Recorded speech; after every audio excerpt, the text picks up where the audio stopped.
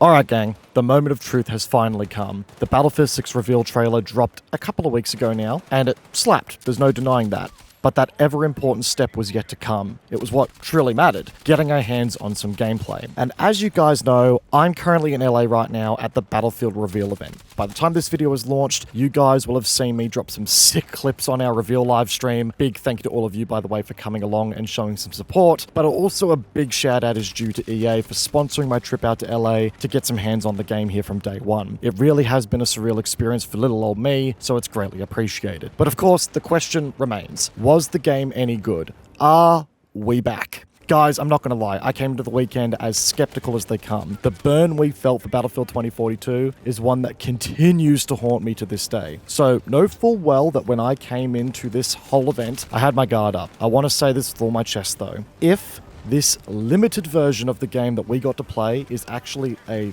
representation of what we can expect come launch, then we are in fact back. I cannot emphasize enough just how much fun I had on our recording day for the content you guys are watching here. We dropped a 4.5-hour session with the game, and I forgot to have lunch. That's how hooked I was. This game, well and truly, feels like the spiritual successor to Battlefields 3 and 4 that we have so desperately been wanting. It's gritty, it's grounded, and most importantly, it feels like a chaotic Battlefield game. I just gotta say, guys, the weight that came off my shoulders here after the first couple of games, it felt like the weight of 1,000 busted FPS game launches. It just lifted off my shoulders here. I was fucking worried, for the lack of a better word, but it feels like that we might just have our FPS for the end of the year here. I want to get into some deets of the gameplay that really sold me here, but I'm also just gonna let the gameplay do a lot of the talking in the background as well. Firstly, the gunplay in this game. It's good, it's weighty, it's punchy, and most importantly, it's responsive. The game adopts a really healthy mix of recoil and bullet spread as you hold down the trigger, but it's communicated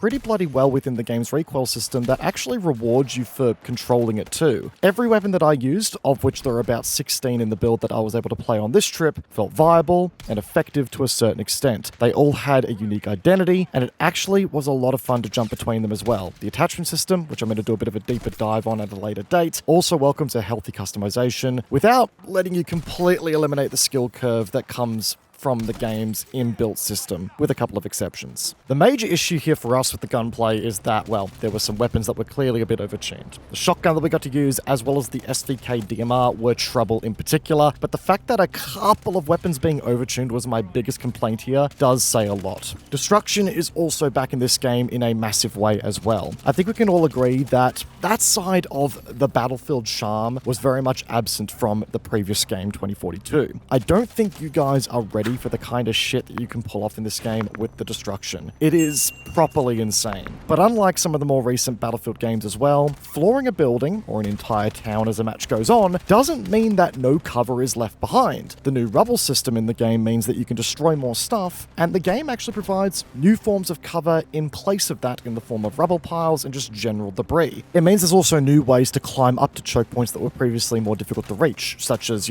climbing a way through the floor that you busted in a building up to, flank an enemy. It adds some dynamicness, if that's the right word, to the game, to the way the maps play, and also the way the game flows more broadly. I really like it. And on the topic of game flow, the game modes that we got to play here were staples of the franchise with some welcome returns and additions as well. We got to play Conquest, Breakthrough, Squad Deathmatch, yes you heard that right, and Domination. I personally had a great time on all the modes for various reasons. It scratches a different itch depending on what you're feeling like at the time. The Squad Deathmatch in particular was absolute chaos at the best of times, maybe sometimes a bit too chaotic, but we made it work. I also spent some serious time in both the IFVs and the tanks across the Conquest and Breakthrough game modes. The first thing I immediately noticed was the sense of weight behind these machines. They were powerful, but at the same time, clunky as all hell. They were troublesome to move in close quarters combat, and if you got surrounded by a squad of engineers or even the odd recon with C4, that was it. So there was a really nice power dynamic, it felt like, at play between the infantry and the vehicle domains, in the sense that yes, it was scary to be against one as an infantry player, but the tools were afforded to you that if you did play it right, you could overpower them, and you could overpower them quickly. Which actually moves me on to another highlight that I had within the playtest as well, guys, that was something I wasn't expecting to like as much as I did, but here we are. We were playing the build that had the open weapon system, where weapons were available across all classes, as DICE have sort of been alluding to in their, preview letters as of late. Obviously, there's been a really strong community sentiment around that,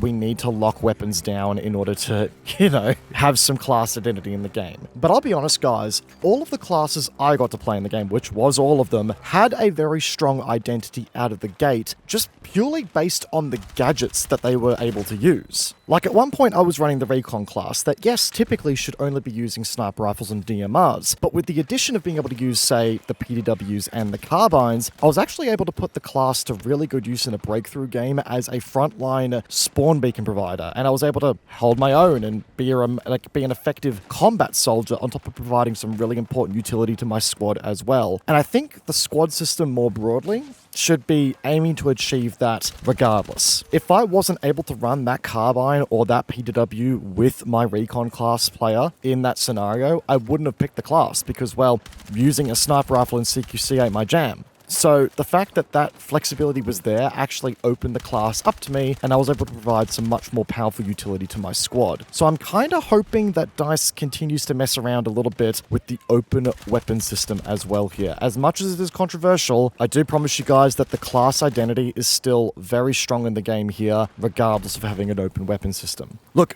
to pack it all up, guys, it has to be said, this is obviously all very early first impressions, right? But it can't be denied that this feels like an incredibly solid step in the right direction here. I, much like a lot of you guys, are just desperate for that return to Battlefield form. And this could be it. Time will tell, of course, as we, including you guys, get our hands on the open beta really soon as well. But I have to be honest here when I say that this build of a Battlefield game feels more solid than we got at release of Battlefield 2042. And the fact that we still have, a couple of months until we see the game in its final form says a lot to me. And I hope that DICE can continue working on, bolstering out the content offering in the game and adding more weapons, attachments, yada, yada, yada, so that we may just hopefully have a really feature-filled final form of Battlefield upon October 10. But that is going to be me for this video, guys. Thank you so much for watching, and once again, big shout out to EA for getting me out here to LA to play the game first up, first in, best dressed. If you guys enjoyed the video, if you're looking forward to Battlefield, be sure to backhand the like button. It does go a long way. Get subscribed. We're going to be doing a lot of Battlefield content in the near future as well, guys. But until then,